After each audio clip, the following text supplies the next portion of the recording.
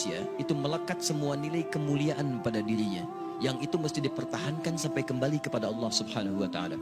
Tadi kita berhenti di Quran surah ke-17 ayat 70. Walaqad karramna bani Adam. Sungguh kami telah muliakan semua anak cucu Adam. Mulia. Dan ketika disebut mulia itu melekat pada seluruh anggota tubuh kita. Makanya saking mulianya jasad ini, tidak boleh anggota tubuh kita digunakan untuk hal-hal yang tidak mulia. Misal, saya sering tanyakan pada teman-teman, apa fungsi mata? Kebanyakan orang mengatakan untuk melihat. Beda. Mata kita ini mata mulia. Karena itu ketika keluar tuntunan tentang melihat, itu penglihatan dilekatkan dengan kemuliaan. Kalau cuma melihat, hewan pun melihat. Dan tidak layak membandingkan mata hewan dengan mata kita. Karena mata hewan tidak mulia sekalipun melihat, maka itu dia tidak dihisab. Tidak dihisab, tapi mata kita dihisab. Saking mulianya. Quran surah 17 ayat 36. Inna sam'a wal basara wal fu'ada kullu ulaika kana anhu mas'ula. Sungguh pendengaran manusia, penglihatannya, bahkan apa yang ia fikirkan, itu akan dihisab dan ditanya oleh Allah Subhanahu wa ta'ala. Makanya ketika mata Anda akan digunakan untuk melihat, kata Allah, saya tidak ridha kalau digunakan pada yang tidak baik. Turun Quran surah ke-24, surah cahaya. Mata orang-orang yang bercahaya akan berbeda dengan mata biasa. Ayat 30 untuk laki-laki, wa qulil mu'minina yaghuddu min absarihim. Katakan pada pria-pria beriman, kalau matanya ingin dipakai melihat, lihat yang baik-baik, yang mulia-mulia. Yang tidak mulia, palingkan. Yang tidak layak untuk dilihat, palingkan. Maaf, gambar-gambar kotor, pornografi, porno aksi, itu tidak mulia. Makanya ketika dilihat, tidak ridha. Allah tidak ridha, tanda Allah tidak ridha. Hati kita pun merasa gelisah dan bersalah di dalamnya. Kalau tidak percaya silahkan Anda mencoba melihat gambar-gambar yang tidak seronok, hati Anda akan menolak. Karena jiwa Anda mulia. Maka hati Anda mengatakan palingkan, itu tidak layak. Palingkan. Bahkan lisan Anda pun dibimbing untuk beristighfar. Astagfirullah, palingkan. Itu nggak bagus.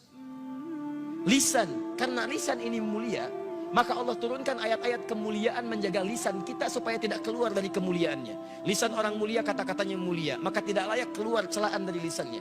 Turun Quran surah 49 ayat 11 sampai dengan 12-nya. Ya ayyuhalladzina amanu, dibuka dengan iman. Kalau ada ayat dibuka dengan iman, kalau isinya perintah, maka perintah itu jadi indikator tingkat keimanan kita. Kalau isinya larangan, maka larangan itu pun menjadi indikator tingkat keimanan kita. Kalau ada orang cepat menunaikan perintahnya, maka itu pertanda imannya kuat. Misal, ayat iman pertama di Al-Baqarah ayat ketiga. Alladzina yu'minuna bil ghaib wa yuqimunas shalah. Iman disandingkan dengan sholat. Ketika iman disandingkan dengan sholat, maka sholat menjadi indikator tingkat keimanan seorang hamba. Allahu Akbar, Allahu Akbar. Anda teringat langsung ke masjid. Iman Anda standar. Standar. Orang yang baru ingat Allah ketika dipanggil, itu standar. Bukankah Anda masuk kampus jam 7, datang jam 7, standar kan? Pas. Kalau Anda datang jam 6, waktu jam 7, Anda hebat namanya, lebih awal. Ada orang bahkan sebelum adzan sudah ingat sholat, itu imannya sedang tinggi.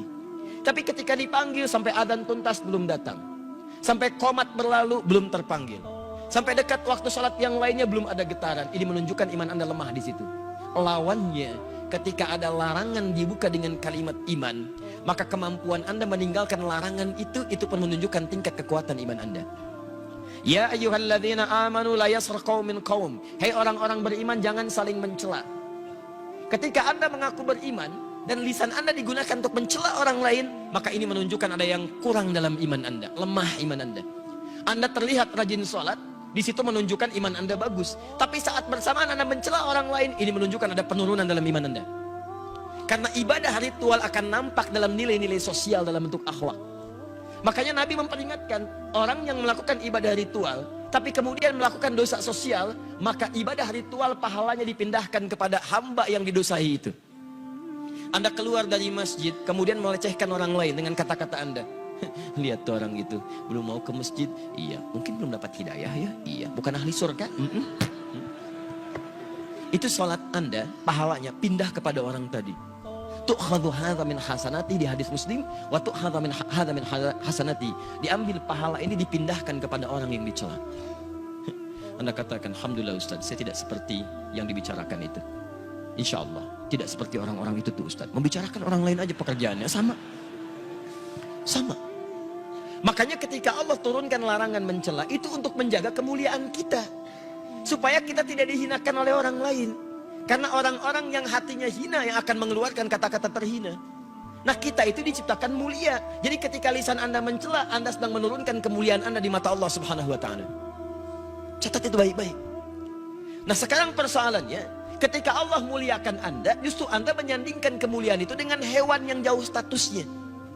Maka ini merendahkan kemudian ketetapan Allah Subhanahu wa taala, itu yang sangat berbahaya. Itu yang paling bahaya. Yang layak kemudian diturunkan statusnya bahkan lebih daripada hewan, itu hanya orang-orang yang tidak mau mendekat kepada Allah Subhanahu wa taala. Sampai turun Quran surah ke-7 Al-A'raf ayat 179. Walaqad dhara'na li jahannam katsiran minal jinni wal ins lahum qulubun la yafqahuna biha wa lahum a'yunun la yubsiruna biha wa lahum adhanun la yasma'una biha ulaika kal an'am bal hum adall. Allah hanya membuat perumpamaan menyandingkan manusia sama dengan hewan, bahkan di bawah hewan ketika semua fungsi tubuhnya tidak mau menerima hidayah Allah Subhanahu wa taala. Diajak untuk mendapatkan kebaikan, akalnya sulit menerima. Dengar azan, tutup kuping. Melihat orang sholat, alergi. Kalau semua itu dibawa sampai menghadap Allah, maka kata Allah status orang itu kalau tidak mau berubah lebih rendah dibandingkan dengan hewan. Lebih rendah. Lebih rendah. Maaf, sekarang ada orang-orang yang mengajak pada kebaikan, ngajak Anda sholat, ngajak Anda mendekat pada Allah, ngajarkan isi Quran, lalu Anda turunkan status yang menjadi sama dengan hewan. Ada yang salah dengan cara berpikirnya. Saya ingin sampaikan, kita mulai dari yang kecil-kecil dulu. Kadang-kadang kita membuat sesuatu yang tidak tepat dalam pandangan Al-Quran dan Sunnah Rasulullah SAW. Dan saat yang bersamaan unitnya Anda mengatakan kami ahli Quran dan Sunnah. Di mana Qurannya, mana Sunnahnya? Awas, hati-hati. Ketika Anda pintar dalam urusan dunia, tapi awam dalam urusan agama, kadang-kadang keawaman itu bisa menurunkan status kepintaran Anda sampai tidak bisa mencerna logika yang sangat sederhana. Ingat, pintar itu anugerah, tapi bodoh itu pilihan. Paham sampai sini?